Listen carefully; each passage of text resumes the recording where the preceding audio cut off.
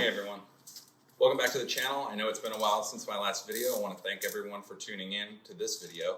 I do have some other stuff that's coming up that I've been working on since my last video has been posted, but I wanted to go ahead and give everyone a quick update on what I've been up to in the past 2 years or roughly since my last video.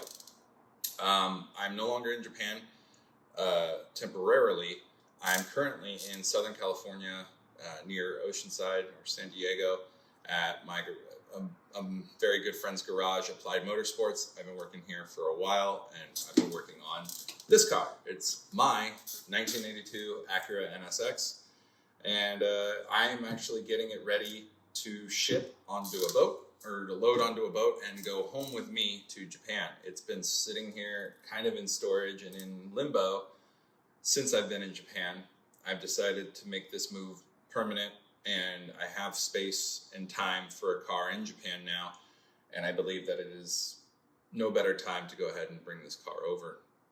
There's a long laundry list of things that need to be done to the car before it can go on a boat. As you can see, there's an engine and transmission here. That is the engine that will be going in the car. It needed a refresh, so I went ahead and did timing belt, water pump, valve adjustment, all new gaskets, oil pan. Went through everything just to be safe, again, just to make sure that it survived the journey and without issue, and will actually pass inspection, which is an important piece. The transmission below it is the transmission I've been running for several years now. It's a 6-speed out of a 1997 car with a OS Geiken differential. I do want to have that rebuilt, and I want to go ahead and do that here since I have all the special tools and parts in stock to do that. Really just to kind of start me off in Japan as fresh as I can be. I really want to focus more on driving, both on the street and on the circuit in Japan.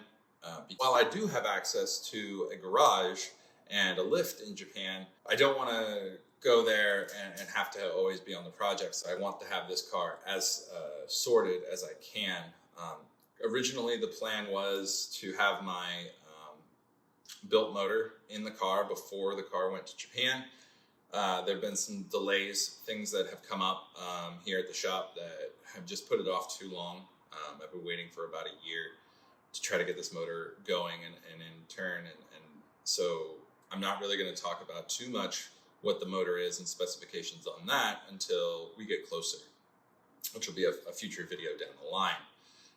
So putting a stock motor with a good transmission in there and setup suspension, I think actually will be a really fun baseline to go run all the tracks like Suzuka, Motegi. Running all those with the stock motor will be, one, a lot of fun. Two, I won't have to worry as much about reliability and making sure that everything runs perfect, because I rushed to get the car together to get it on a boat. Nothing like OEM Honda reliability, so that's what we're really focusing on here.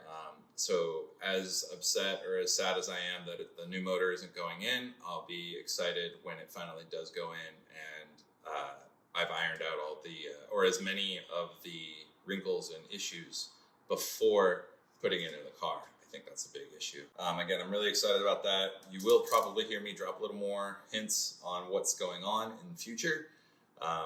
Other than rebuilding the 6-speed and installing the engine, some things I have to do to the car. Rebuild the axles. These weren't really bad, but again, I was here and I had the parts. One of the other big jobs I needed to do was pull the steering rack, because I had a quick ratio rack and pinion to install. I have a separate video showing that, taking that in and out, both manual and power steering. To finish replacing all of the air conditioning components, I have new condensers, AC receiver dryer. All of my car friends who live there say that fixing air conditioning systems in Japan is incredibly expensive, and it's not necessarily something I want to try to get into and explore while I'm there. So that's a system I know I can fix and deal with here for a lot less money. So that's what we're doing. Part of that was pulling the entire interior out of the car, the dash, the carpets, everything, and replacing the evaporator inside the HVAC box. I also cleaned everything and installed all new foam into the HVAC box. So again, everything is as new and as good as it can be when the car does finally arrive to Japan. We're going to be reviewing the companies I decide to use and why I went with them. It's not a sponsored at all. I'm paying for everything out of pocket.